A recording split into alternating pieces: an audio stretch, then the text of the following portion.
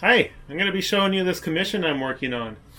It's going to have a Shimpaku Juniper, one of the smaller ones, this one in this group, and then the container by Brian Soldano. So I'm going to be taking this little juniper and styling it up, placing it in the pot, and I'm going to show you the process that I go through. I'm not going to talk through it this time. I'm going to do my typical styling and just get in the zone and listen to some music and have some fun with bonsai for a while on a nice day in the greenhouse. So stick around and enjoy the show.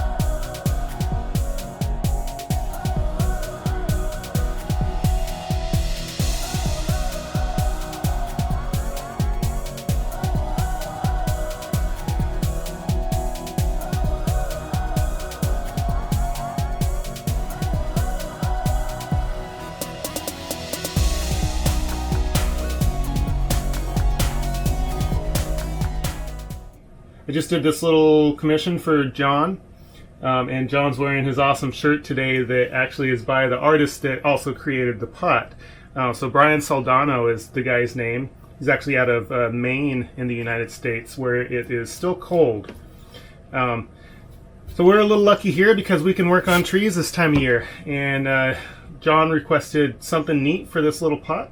So he, tell me a little bit about how you acquired the pot. Well, I actually was one of the high bidders on this pot, and I didn't get the high bid, but Brian contacted me and said, hey, I got one if you're interested, and I immediately jumped on it. And knowing Jared here, I knew that he would be able to find me something fantastic for this pot, so fortunately for me, I was able to commission him, and he did a fantastic job. Yeah, this is fun. So I'm a Star Wars fan. I don't know if you know how much of a Star Wars fan, but my wife is actually even more so than I am. And jealousy is a small way of describing what she felt when she saw this at the time. And I was watching the bids happening, and they kept on going up and out of my range, and she was just so down. So this is awesome that she got to at least see this piece develop here. So yeah, this is super cool, and I'm really glad that you're local enough where you can actually just bring it to me, and we could meet and figure out a little bit more about you and see what kind of things you might like. So this is totally up my alley to be working on stuff like this. Oh, definitely. And it's a really interesting pot because it's so different. It's not like a one of the typical shapes, a geometric shape. It's a free-form pot.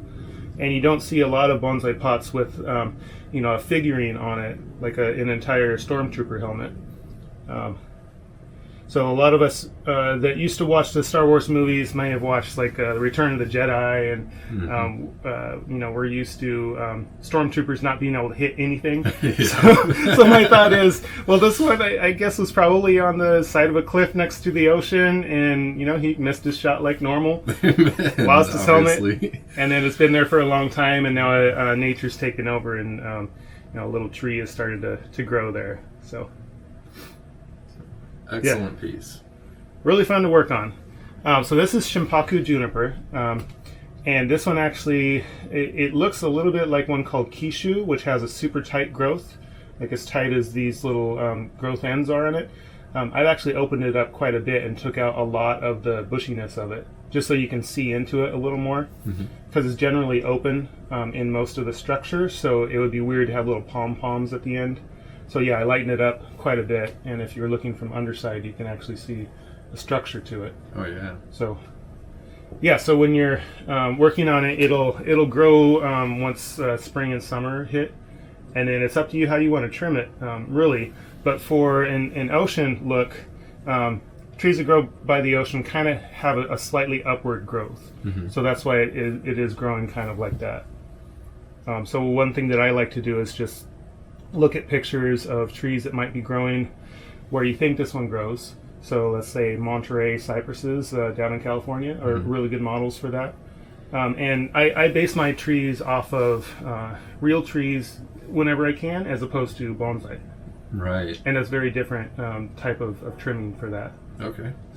So would you recommend after initial growth to do a good solid cutback and keep it miniature, or? Yeah. Actually, let me take down the sister plant. You can see what I'm talking about. So this one, being all bushy like it is, it makes this.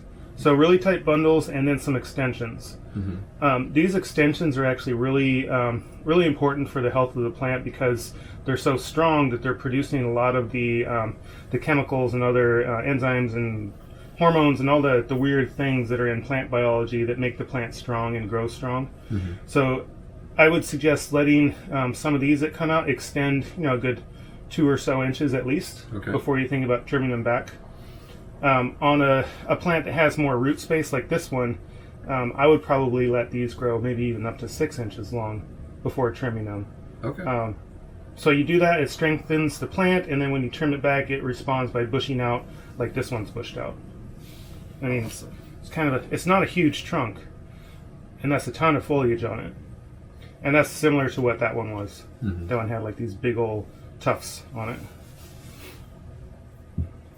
But yeah, if you get to a point where you'd like a little advice on how to trim it as it gets kind of shaggy, let me know. Yeah.